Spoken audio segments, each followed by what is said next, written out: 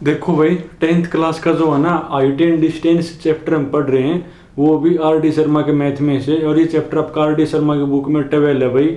और last time हम जो ना एक्सरसाइज 12.1 में थे, और उसमें मैंने आपको बेस बताया कि आप सबसे पहले स्टेटमेंट पढ़ोगे, उसके बाद फिगर बनाओगे। फिगर में क्या हुआ, दो आपके बनेंगे राइट एंगल ट्रेंगल। उन दो राइट एंगल ट्रेंगल से आपके दो इक्वेशन बनेंगी, और वो जो दो इक्वेशन है ना, उनमें आपके दो अननोन होंगे। तो उनको सोल्व करो तो उन अननोन की वैल्यू आ जाएगी। तो देखो, सब कुछ तो जो है ना क्वेश्चन ते समझ में आना है भाई। तो आप क्वेश्चन ही देखो। देखो लास्ट में मैंने आपको जो है ना शायद क्वेश्चन नंबर 55 तक हमने कर लिया भाई। और अब तुम पढ़ो 56। पढ़ना 56 एक बार। 56 में क्या लिखा हुआ भाई, तो अब तुम करोगे क्वेश्चन नंबर 56 भाई। देखो 56 में क्या कहो, a moving boat is observed from the top of a 150 metre high cliff moving away from the cliff. क्या कहो भाई, कोई क्लिफ है, क्लिफ की जो हाइट है ना वो 150 मीटर है। तो पहले आप ये क्लिफ ही बना लो। अब सीधी सी बात है, जो क्लिफ है ना वो तो ग्राउंड के क्या होगी, मेरी वर्टिकल होगी। ये मान लो आपकी क्लिफ होगी, तो ये आपका फिर क्या बनेगा भाई, ग्राउंड बनेगा। तो कोई क्लिफ है और ये आपका कौन हो गया, ग्राउंड हो गया। क्लिफ की जो हाइट है ना वो आपको दी हुई है भाई 150 मीटर है भाई। अब कहा के है, अब वो ये कहो भाई कि जो क्लिफ है ना, ए मूविंग बोट, कोई बोट है भाई, उस बोट के लिए क्या ऑब्जर्व हमने कराया, वो क्लिफ से दूर जा रही है। क्लिफ तो वो जो है ना दूर वो जा रही है अपनी, लिखा हुआ ना इसमें अवे फ्रॉम द क्लिफ, यानी क्लिफ तो वो दूर वो जा रही है। और एंगल ऑफ एलिवेशन कहां से भाई ना, एंगल ऑफ डिप्रेशन कहां से, of the boat change from 60 to 45 in 2 minute भाई। जो एंगल ऑफ डिप्रेशन है ना क्लिफ के टॉप से, एंगल ऑफ डिप्रेशन क्लिफ से, क्लिफ के टॉप तक उन बोट का कहां से कहां चेंज हो रहा है मेरा, 60 to 45। हमने मान लिया किसी टाइम पर वो जो बोट है ना आपकी वो यहां थी, आपकी बोट यहां थी, और वो जो बोट है ना वो क्लिफ से दूर वो जा रही है। मान ली किसी टाइम पर आपकी बोट थी यहाँ, और फिर हमने 2 मिनट के बाद ऑब्जर्व किया कि वो बोट आपकी यहाँ पहुंच गई। तो ये जो बोट है ना, ये क्लिफ के टॉप के साथ जो एंगल ऑफ डिप्रेशन है वो कहां तक कहां चेंज हो गया मेरा, 60 to 45। एंड ये वाला आपका 60 होगा और ये वाला आपका 45। क्यों, आप जैसे जैसे क्लिफ से दूर जाओगे ना तो आपका एंगल क्या करेगा भाई, डिक्रीज वो करेगा। तो ये आपका क्लिफ है जिसकी हाइट है 150 मीटर, ये आपका ग्राउंड हो गया। तो दो बोट है भाई, कोई बोट है, मान लो वो बोट किसी टाइम पे यहाँ है, फिर 2 मिनट के बाद वो बोट मान लो आपकी यहाँ पहुंच गई। तो जब बोट आपकी यहाँ से यहाँ गई है ना, तो क्लिफ के टॉप के साथ इस बोट का एंगल ऑफ डिप्रेशन कहां से कहां चेंज हो रहा है मेरा, 60 to 45।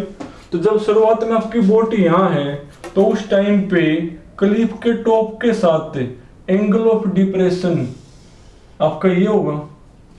और जब आपकी 2 मिनट के बाद बोट यहाँ पहुंच गई तो क्लिफ के टॉप के साथ जो एंगल ऑफ डिप्रेशन है वो आपका ये होगा। और ये जो एंगल ऑफ डिप्रेशन है वो कितना चेंज होया भाई, अगर शुरुआत में वो 60 है फिर कौन हो गया वो 45। तो ये 60 हो गया और ये मेरा क्या हो गया 45। और बोट आपकी यहाँ से यहाँ तक कई मिनट में पहुंची है भाई, 2 मिनट में पहुंची है। और आपने बताने क्या है, बोट की स्पीड बतानी है भाई। अगर मेरे पास यहां से लेकर यहां तक की डिस्टेंस आ जाए तो डिस्टेंस अपॉन में टाइम, तो स्पीड आ जाएगी। यानी आपका एम है यहां से लेकर यहां तक की डिस्टेंस निकालना, तो सीधी सी बात है वो माननी पड़ेगी। तो मैंने x मान ली, और आपको यहां से लेकर यहां तक की भी डिस्टेंस माननी पड़ेगी, वो मैंने y मान ली। ये एंगल आपका 90 भाई। अब इसमें दो मेरी क्या बनेंगी, राइट एंगल ट्रायंगल। देखो दो कौन कौन सी बनेंगी, ए, इसको बी, इसको सी, इसको डी। एक तो ए सी डी बनेगी और एक ए बी डी बनेगी।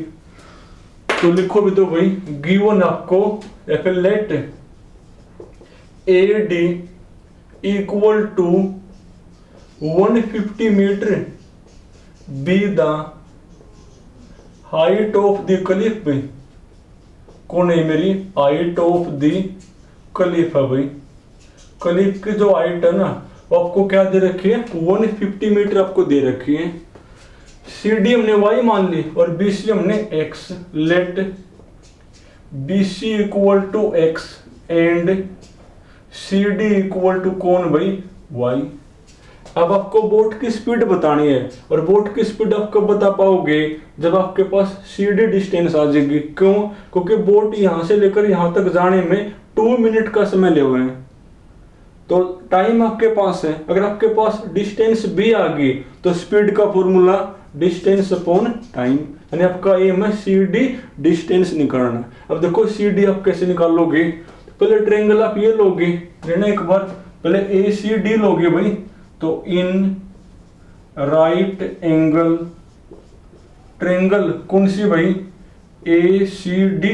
देखो ए सी डी में क्या बनेगा, ये अपॉन ये करोगे 150 upon y is equal to angle के सामने परपेंडिकुलर, तो मेरा बेस बनेगा तो परपेंडिकुलर अपॉन बेस टेंजेंट भाई।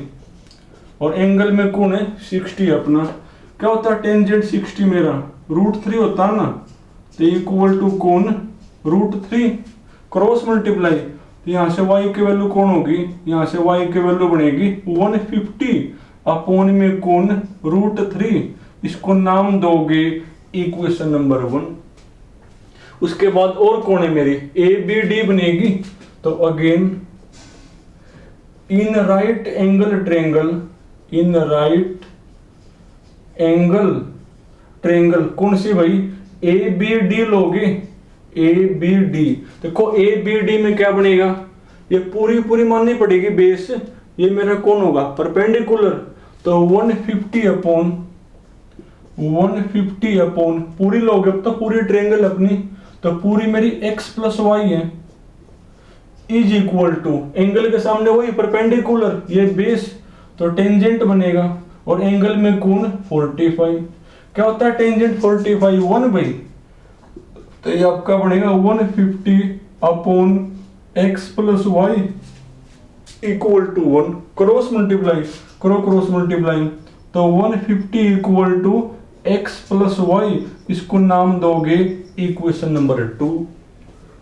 हमने तो x की निकालनी है वैल्यू, तो y की करोगे पुट, यदि y की वैल्यू लिखोगे put the value of y in equation 2 भाई।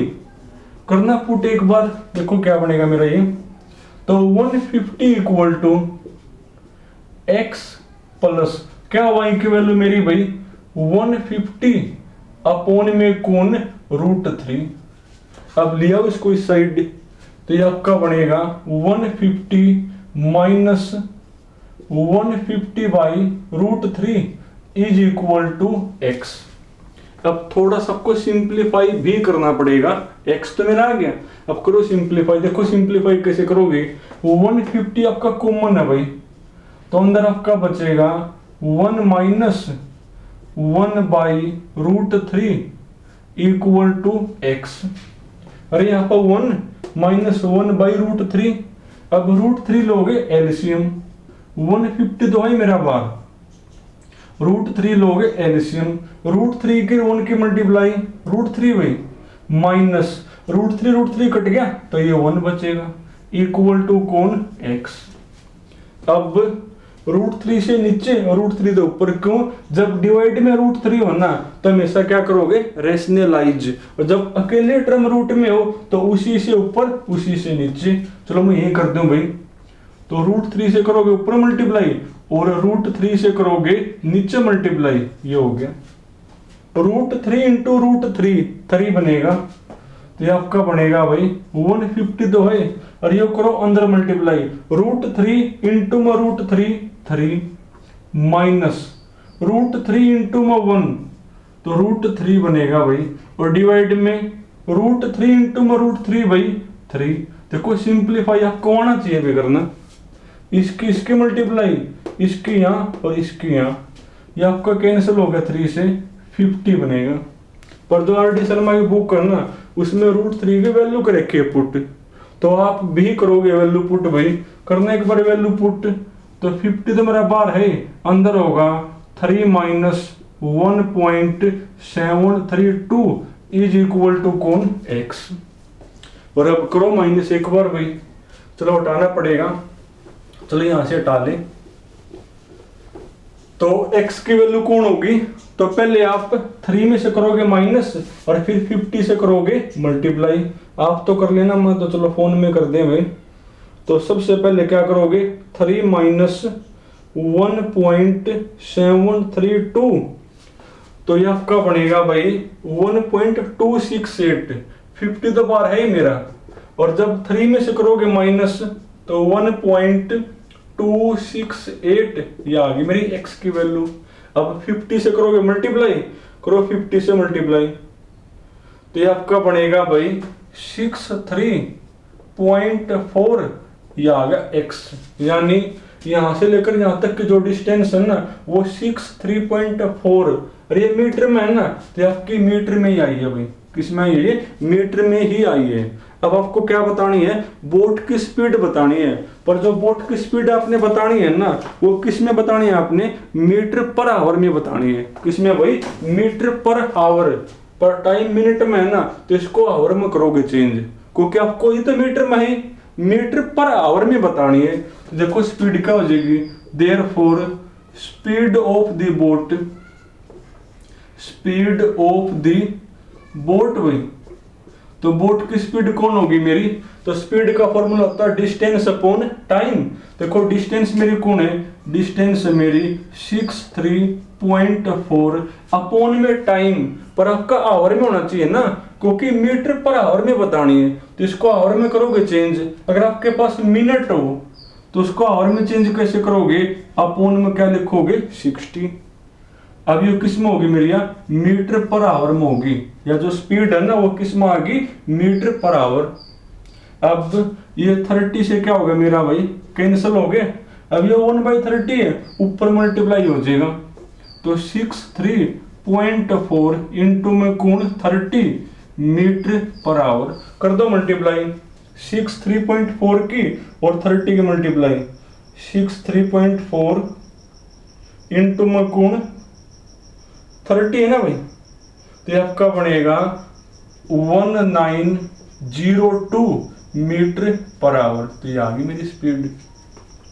देखो कुछ खास नहीं भाई, बिल्कुल आसान है। सर्वात्मक वाक्य है, कोई क्लिफ है, ये आपका ग्राउंड हो गया, इस ग्राउंड के ऊपर कोई बोट है, वो क्लिफ तो दूर वो जा रही है, मान लो वो किसी टाइम पर यहाँ है, फिर 2 मिनट के बाद मान लो वो यहाँ पहुंच गई, क्योंकि वो दूर जा रही है ना, पास नहीं आ रही, वो ये खुद का वो दूर जा रही है। मान लो वो किसी टाइम पर तो यहाँ है, और 2 मिनट के बाद वो मान लो यहाँ पहुंच गई, तो जब वो यहाँ से यहाँ गई है ना, तो बोट का एंगल ऑफ डिप्रेशन क्लिफ के साथ कहाँ तक कहाँ चेंज हो है, 60 to 45। यानी अगर यहाँ पर एंगल ऑफ डिप्रेशन 60 है ना, तो यहाँ पर 45 है।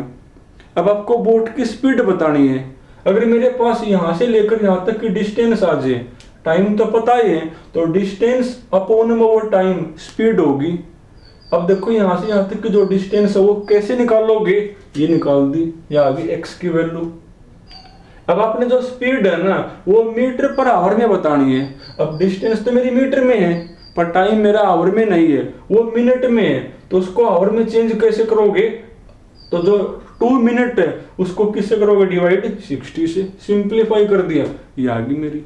चलो तुम ना जियो, एक ही क्वेश्चन करना भाई, बाकी फिर कल करेंगे।